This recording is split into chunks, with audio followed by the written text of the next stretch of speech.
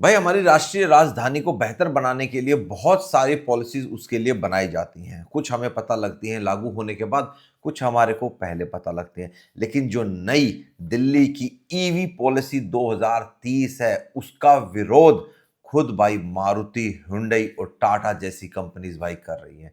वो क्लियर विरोध जता रही हैं कि नहीं, ऐसा नहीं होना चाहिए।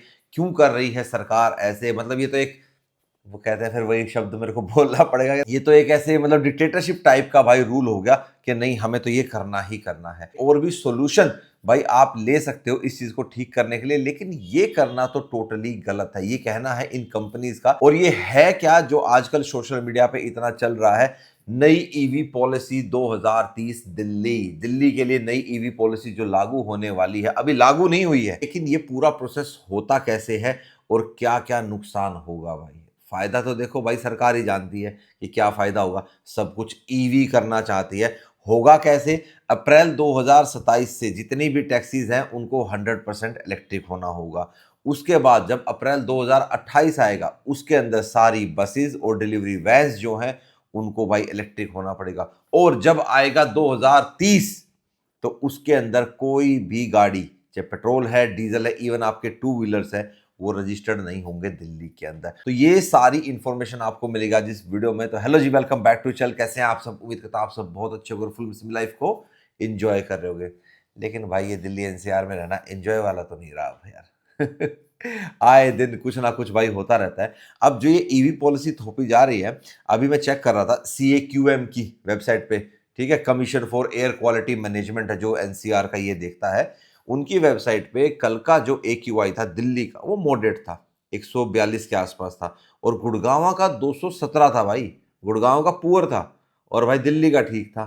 अब ये जो पंगा होता है ना, मेनली जो पोल्यूशन का आता है, ये आता है नवंबर, दिसंबर, जनवरी और आधा फरवरी, या यूं मान लो कई बारी जो लास्ट का अक्टूबर होता है, 15 दिन अक्टूबर के लास्ट के, वो भी आ जाते हैं। तो ये 4 महीने का ऐसा पंगा हो जाता है भाई कि इसमें जिस बंदे के पास BS3, BS4 पेट्रोल डीजल वाहन है ना भाई, इस बार तो भाई जो BS4 डीजल है उनको भी रोका गया था, BS4 पेट्रोल को भी रोक दिया गया था। तो इनके ऊपर भाई बहुत तगड़े वाली गाज गिरती है। लेकिन अब खाली गाज इन तक नहीं रहेगी, अब गाज सबके ऊपर गिरेगी।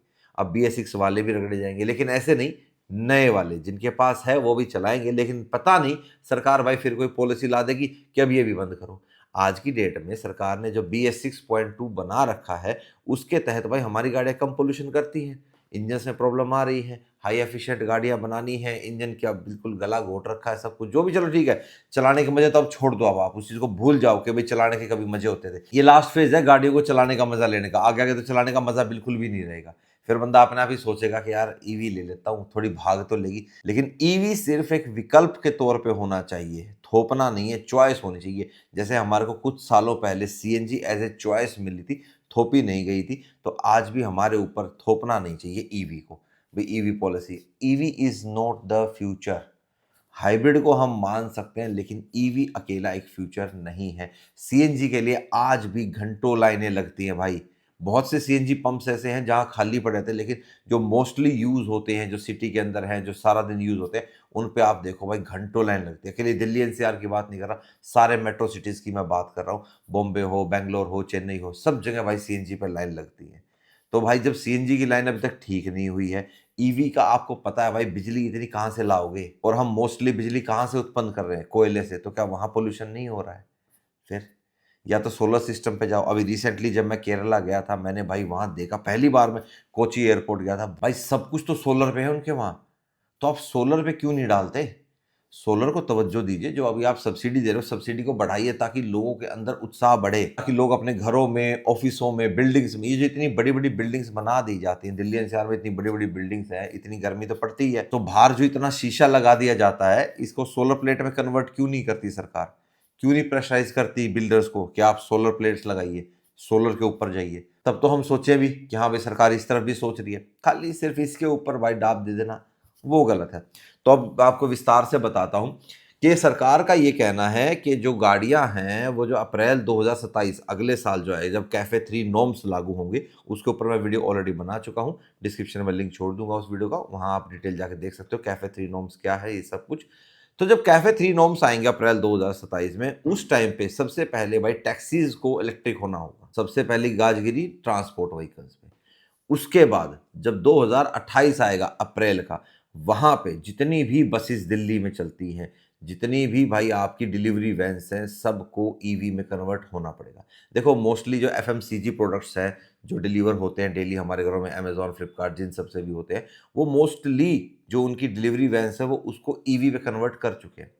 ईवी थ्री व्हीलर आप देख लो, ईवी फोर व्हीलर आप देख लो, मोस्टली कंपनीज ने अपने ईवी में उतार दिए। तो वो तो चलो ईवी में चल जाएंगे भाई, अभी से लोग चल गए हैं, ठीक है, मोस्टली कंपनीज ने अडॉप्ट कर लिया उस चीज़ के ऊपर, क्योंकि उनको तो भाई दिल्ली एनसीआर के अंदर अंदर चलना है। जाएंगे अपना ऑफिस में कहीं पे भी चार्ज वार्ज करा और अपना भाई चला लिया। दो चार खड़े भी हो गए कंपनी तो कोई दिक्कत नहीं है भाई, दूसरे अपना और एक्स्ट्रा खरीद लेंगे, चला लेंगे। उनको तो बिजनेस करना भाई, उनको तो लेना पड़ेगा, चला लेंगे। जब 2030 आएगा, मेन दिक्कत है वहां पे असली, तो वहां पे चाहे डीजल है, पेट्रोल है, गाड़ी है, टू व्हीलर है, जो भी है, कुछ भी रजिस्टर्ड नहीं होगा दिल्ली के अंदर। ये गलत है। जैसा मैंने कहा कि ईवी एज ए ऑप्शन होना चाहिए, थोपना नहीं है। अब जो लोग दिल्ली के अंदर रहते हैं, उनको आउट स्टेशन जाना है, जो फ्रीक्वेंटली भाई ट्रैवल करते हैं अपने ऑफिस के लिए, अपने बिजनेस के लिए, वो कहाँ जाएंगे भाई? जिनके पास बाहर का एड्रेस नहीं है। अब जिनके पास दूसरी जगह का एड्रेस है वो तो भाई अपनी गाड़ियां बाहर रजिस्टर करा लेंगे। इसमें नुकसान सरकार का ही है, दिल्ली गवर्नमेंट का ही नुकसान होगा इसमें। लोग क्या करेंगे, रेंट एग्रीमेंट बनवाएंगे या कुछ भी अपना एड्रेस चेंज कराएंगे आधार कार्ड वगैरह में, और गाड़ी अपना दूसरी स्टेट से लेके दिल्ली एनसीआर रहा अपना। दिल्ली एनसीआर बहुत वास्ट है भाई, यहाँ से रजिस्टर करेंगे, गुड़गांव करा लेंगे, फरीदाबाद करा लेंगे, नोएडा करा लेंगे, बहुत सी जगह दिल्ली से बाहर, सोनीपत करा लेंगे, जहाँ मन करेगा उनका वहाँ करा लेंगे। तो नुकसान दिल्ली गवर्नमेंट को होगा। लेकिन जब ये ऐसा दिखेगा ना सरकार को, मैं पक्का बता रहा हूँ, ये फिर पूरा दिल्ली एनसीआर में भी इसको लागू करेंगे। तो दिल्ली एनसीआर में रहना भाई, सच बताऊं तो मतलब मजे वाली बात सी नहीं लग रही। आने वाले टाइम में देखो और क्या हो जाएगा। गाड़ियों के प्रति की मैं बात कर रहा हूँ, सिर्फ मैं गाड़ियों से रिलेटेड बात कर रहा हूँ, बाकी चीज़ों को मत लो आप इस चीज़ में। तो बाकी चीज़ों की जब बात आएगी, जब अलग देखेंगे, तो गाड़ियों के लिए जो गाड़ियों के एंथुजियास्ट हैं, आप देख लो दिल्ली एनसीआर के अंदर कोई मतलब आपको ऐसी गाड़ी आज की डेट में नहीं दिखती इसको देखा रहे हो भाई ये परफॉर्मेंस। अब परफॉर्मेंस वाली गाड़ियों का मतलब ही नहीं रहा इधर भाई। गाड़ियां अब यहाँ से बिक के जा रही हैं भाई, सारी साउथ इंडिया की तरफ जा रही हैं, वहां दिखती हैं अब आपको गाड़ियां, अरे भाई ये गाड़ी, ये गाड़ी, ये इंजन ऐसा था, ये इंजन ऐसा था। इंजन नहीं मरते भाई इतनी जल्दी, अब इंजन मारे जा रहे हैं। अब वैसे इंजन बनाए नहीं जा रहे जो लाखों किलोमीटर तक चले। अब तो इंजन ऐसे ही होते हैं भाई कि अपना 1,50,000 के ऊपर जाके टाटा फिश हो जाते हैं, नहीं रहे वो इंजन भाई। जब आप इंजन का गला ही घोट दोगे बिल्कुल, तो वो इंजन क्या ही परफॉर्मेंस देगा। मैक्सिमम माइलेज निकालनी है उसी इंजन से। कंपनीज को अपना और टेक्नोलॉजी में इन्वेस्ट करना है तो गाड़ियां और महंगी हो जाएंगी। आम आदमी तो भाई साहब पिसता ही जा रहा है, सच बताऊं तो। अब इनका तो ये कहना है कि दिल्ली में सबसे ज्यादा पोल्यूशन होता है, लेकिन भाई जो अब आज की डेट में आप AQI देख रहे हो, तो दिल्ली में तो AQI कम है, उसके आसपास में ज्यादा है। मतलब हरियाणा के भी काफी ऐसे डिस्ट्रिक्ट मैं बता दूंगा जिनका AQI दिल्ली से ज्यादा है। बहादुरगढ़ का भी दिल्ली से ज्यादा है, क्योंकि बहादुरगढ़ में इंडस्ट्रीज ज्यादा है। ठीक है, तो भाई ये AQI जो है मेट्रोलॉजिकल जो है ना भाई, जब होता है, जब आपका सर्दियां आती हैं उस टाइम का गेम है, वहां पे गड़बड़ होती है सारी। वहां के लिए सोल्यूशन निकालो ना, बाकी के 8 महीने तो छोड़ दो, कम ज्यादा होता रहता है, इतना नहीं होता। बारिश हो जाती है तो सारा दब जाता है। लेकिन जब वहां के 4 महीने, उसका सोल्यूशन ढूंढो ना, बाकी के 8 महीने के ऊपर गाज क्यों गिराते हो? अब इसमें एक चीज और भी है कि जो अब तक आपको सोसाइटीज के अंदर चार्जर नहीं लगाने दिए जाते थे, RWA रोकती थी आपको, तो इसमें आपको राइट टू चार्ज दिया जाएगा, मतलब लागू कर देंगे। तो सोसाइटी के अंदर आप अपना भाई ईवी चार्जर इंस्टॉल करवा सकते हो, RWA आपको नहीं रोकेगी। ये अच्छी चीज़ है, ये बढ़िया चीज़ है। जिनका फिक्स रूटीन है, जो अपना बढ़िया से आराम से ऑफिस जाते हैं, जिनका बाहर का उनको पता है कि मेरे को यहाँ से यहाँ तब जाना है, उस बंदे के लिए तो बिल्कुल ठीक है।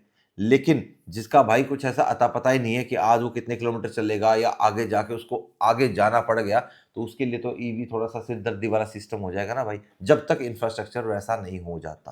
और वो कब होगा ये राम जाने भाई, हमें तो नहीं पता भाई कि कब होगा। इतने सालों से ईवी ईवी तो लगा रखा है, इंफ्रास्ट्रक्चर के ऊपर कोई ध्यान नहीं देता। बहुत से ऐसे चार्जिंग स्टेशन मैंने देखे जहाँ पीछे जनरेटर चल रहा होता है और आगे ईवी चार्ज हो रही होती है। ये सस्टेनेबिलिटी है? कोई सस्टेनेबिलिटी नहीं मानता मैं इस चीज़ को। अब कंपनीज इनका विरोध क्यों कर रही है? क्योंकि भाई देखो, मारुति की बहुत सी गाड़ियां बिकती हैं, मारुति के पास तो इकलौती भाई एक ईवी टारा ही है ईवी के अंदर। हुंडई के पास खाली क्रेटा ईवी है। महिंद्रा के पास हालांकि है पोर्टफोलियो ईवी का, लेकिन वो अभी पूरी तरह ईवी के ऊपर डिपेंड नहीं हो सकते।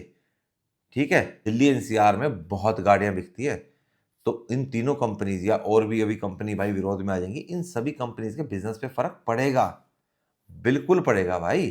नहीं पे तो फर्क पड़ेगा पड़ेगा, सेकंड हैंड कार मार्केट पे भी फर्क पड़ेगा, हर बिजनेस पे फर्क पड़ेगा भाई। लेकिन अभी ये पॉलिसी भाई फाइनल नहीं हुई है, अभी ये सिर्फ ड्राफ्ट है, फिर इसको उद्योग और जनता से पूछा जाएगा। जनता से तो भूल जाओ, जनता से कोई नहीं पूछता, उद्योग जगत से जरूर पूछा जाएगा, बिजनेसमैन से, बड़ी बड़ी कंपनी से, उनसे तो पूछा जाएगा। हाँ भाई बताओ क्या धंधा पानी चल रहा है, कैसे चलेगा, कैसे करोगे, कितना लेन देन का सारा मैटर बैठेगा। अरे बाप रे, ये तो धोती खोल रहा है।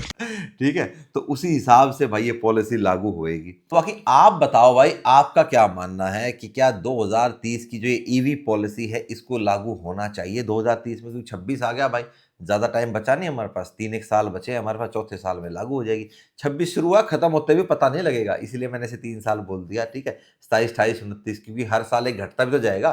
27 में ये लागू हो गया, 28 में ये लागू हो गया, ये हो गया। या फिर अभी पेट्रोल डीजल सीएनजी को चलने देना चाहिए? मेरा ये मानना है कि आपको पेट्रोल डीजल सीएनजी सबको चलने देना चाहिए, लेकिन सरकार पता है क्या करेगी, इसके ऊपर टैक्स बढ़ा देगी। अब जो रोड टैक्स है वो दिल्ली में ज़्यादा है, हरियाणा में कम है, इसलिए मोस्टली आजकल गाड़ियां लोग भाई हरियाणा रजिस्टर्ड भी करवा रहे हैं। गुड़गांव में बहुत गाड़ियां रजिस्टर्ड हो रही हैं दिल्ली वालों की ऑलरेडी से, और जिनको फ़र्क नहीं पड़ता, जिनको चाहिए अपना डीएल नंबर, तो वो अपना सिर्फ वहाँ पे रजिस्टर करा रहे हैं, या जिनको नॉलेज नहीं है कि यार मैं वहाँ का एड्रेस करके अपनी गाड़ी रजिस्टर करवा सकता हूँ। तो ये चीज़ थोड़ा सा है। आपने मोस्टली लग्जरी कार्स को देखा होगा, Himachal number, Chandigarh number registered होती हैं, वो रोड टैक्स के कारण ही होती है कि वहाँ पे रोड टैक्स कम है। आपका चंडीगढ़ और हिमाचल में तो भाई जो रोड टैक्स लगता है वो बेस प्राइस पे लगता है।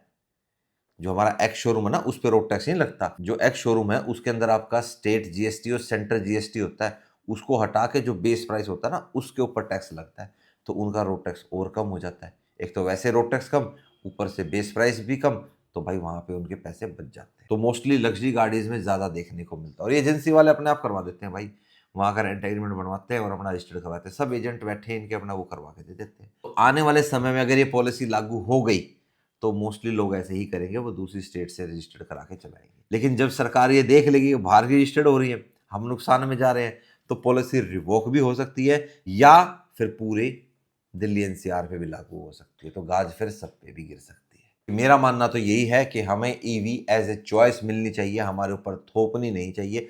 आपकी क्या राय है इसके ऊपर जरूर बताना कमेंट बॉक्स में, और मोस्टली भाई बायकॉट ही करो। मैं इस पॉलिसी के भाई फेवर में नहीं हूँ, एज ए चॉइस ठीक है, लेकिन थोपना, ईवी पॉलिसी क्यों, आज तक कोई और पॉलिसी नहीं बनी भाई। सीएनजी पॉलिसी बनी थी जब सीएनजी आई थी, वाई ईवी पॉलिसी? और ये बात सबको पता है, इवन ऑटोमोबाइल इंडस्ट्री के जो बड़े बड़े दिग्गज है भाई, सबको पता है कि EV is not the future. आज की डेट को देखते हुए कह रहा हूं मैं, आने वाले समय में जब इंफ्रास्ट्रक्चर कुछ ऐसा ठाड़ा हो जाएगा, तब हम मान सकते हैं कि भाई ईवी इज द फ्यूचर। हाँ भाई अब हो गया, अब हमारे को चार्जिंग स्टेशन भी ऐसे मिल गए, इतने फास्ट चार्जिंग स्टेशन है कि भाई धड़ाके से 100 किलोवाट 120 किलोवाट के चार्जर है, आप जब तक चाय नाश्ता कर रहे हो, और हाँ जहाँ जहाँ आप रुक रहे हो खाने पीने के लिए, उन हर जगहों पे चार्जिंग स्टेशन आपके उपलब्ध है। जितने पेट्रोल पंप्स है उन सब के ऊपर चार्जिंग स्टेशन उपलब्ध है। तब हम मान सकते हैं भाई कि हाँ ईवी फ्यूचर हो गया, कि हम जब अपने परिवार को लेके घूमने निकलेंगे या किसी काम से या आउट स्टेशन जहाँ भी जाएंगे हम, हमारे को चार्जिंग मिलेगी, तब हम मानेंगे भाई कि हाँ हो गया है। पहले इंफ्रास्ट्रक्चर दीजिए, उसके बाद थोपी पॉलिसी, ये मेरा कहना है। बाकी आपकी क्या राय है कमेंट बॉक्स में बताना जरूर। बाकी वीडियो में दी गई जानकारी आपको कैसी लगी, अच्छी लगी हो तो लाइक जरूर करना, सब्सक्राइब का भी बटन दबा देना भाई, ताकि ऐसे इंफॉर्मेटिव वीडियोस आप तक पहुंचते रहें और हमारे को थोड़ा सा मोटिवेशन और मिलता रहे। मिलेंगे अब आपसे नेक्स्ट वीडियो में। Till then bye bye, take care and live the life to fullest. Bye bye, take care, have a nice day.